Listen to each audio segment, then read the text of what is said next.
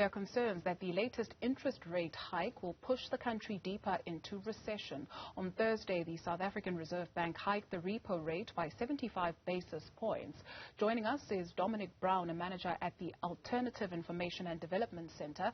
They believe there are indeed alternatives to raising interest rates. Thank you very much for joining us this afternoon, Dominic. Let's start with the term inflation. What drives it in South Africa?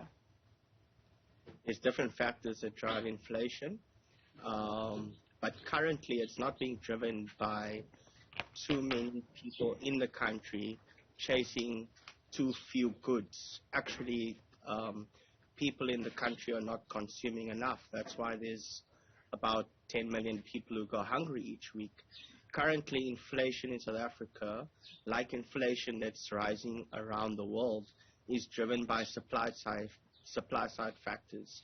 This include high energy costs, partly attributed to the war between Russia and the Ukraine, and this has also contributed to rising fuel costs, which has come down significantly over the past month, but it has been at record highs since the beginning of the year. You've penned an article proposing alternatives to the interest rate hikes. And you say, I quote, there are a number of ways to make the winter less bitter for the majority, but they would require a break from neoliberal austerity policies, including mainstream monetary policy. The first proposal is to strengthen capital controls. What are you talking about? So after South Africa, the post-apartheid South Africa came into power, post-apartheid government came into power, one of the things that they did was, as part of integrating into the global economy, they made it easier for money to flow in and out of the country. That deregulating controls over financial flows. This is what contributes to the problem that we have in our country in relation to our balance of payments. This is how much money flows in and out of the country. And currently there's more, or not currently, but generally, there's more outflows than inflows. And so we have to attract more inflows to offset the outflows, which is done through through trade, trying to get a positive trade balance, through exporting lots of goods. But the second and main point is through high interest rates. And South Africa has amongst the highest level of interest rates in the world. And this is to help to strengthen the value of the rand vis-a-vis major currencies like the dollar. But the main point really, Jodo, is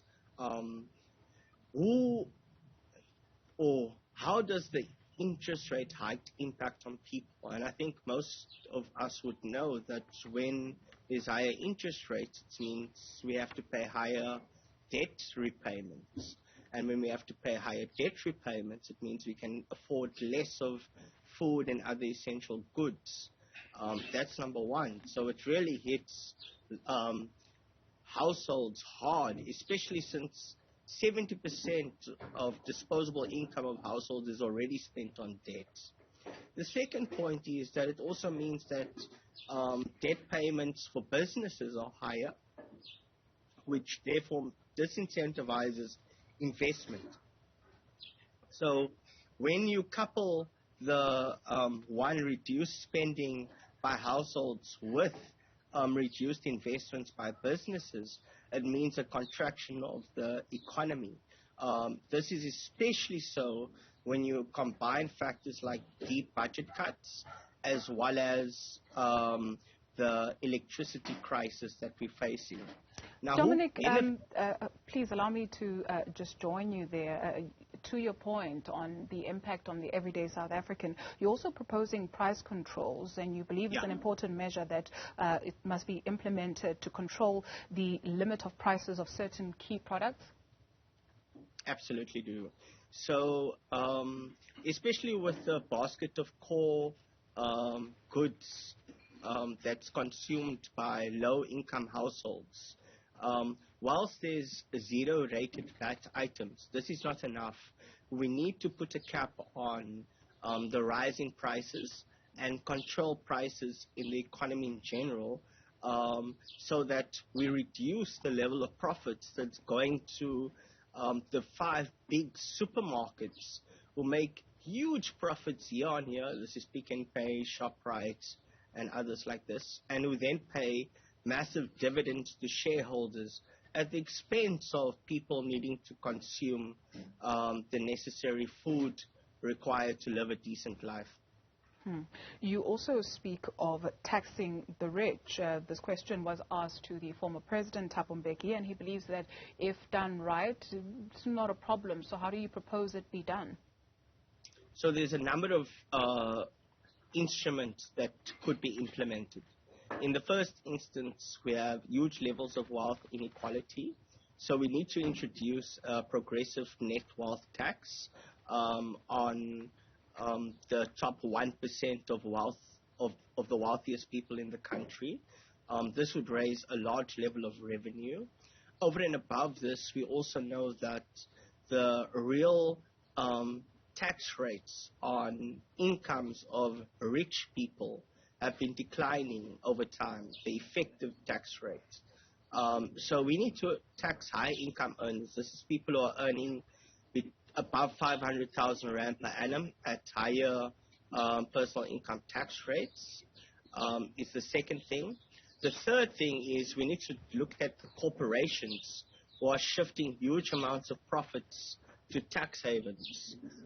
We've done an investigation into Samancor where we allege that they are undertaking transfer mispricing practices, including a 9% sales commission fee, for example. And in total, South Africa loses at a 27% corporate income tax rate about 350 billion Rand as a result of illicit financial flows by these deleterious practices of corporations. So putting an end to that and these the high incomes of high income earners as well as taxes on wealth of the wealthiest individuals would be an important measure to raise the resources that can be used to finance, for example, a basic income grant and above inflationary increases to other grants to mitigate rising levels of inflation, as well as to break from the budget cuts that's implemented by government, including the cuts to the public sector wage bill, to ensure that we can actually deliver decent services.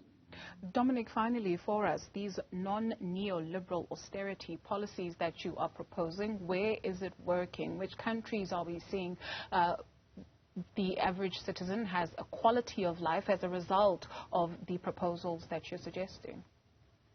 So it worked before historically. Most countries implemented most of these kinds of measures, including stronger capital controls that restricts the flow of money in and out of the country, improved social protection, improved wages. But since the onset of neoliberalism in the 1980s and the globalization of many countries into the global economy, including through trade liberalization, reduction in corporate income tax rates, etc. So a lot of these measures have been rolled back. And the point is it was to make corporations more profitable at the expense of decent standards of living. And that's what we've seen over the past 50 years. And this is why we see rising inequality, rising levels of poverty and hunger. And during the pandemic, it was quite interesting because it was quite clear. Even the Financial Times, for example, came out to say we need more public intervention, more state intervention. But our government, the likes of other political parties in the country, including the DA and many other governments around the world, have unquestioningly adopted the neoliberal model. And as a result, we're seeing the deepening social an economic crisis unfold around the world. Dominic Brown is a manager at Alternative Information and Development Center. Thank you very much for availing yourself.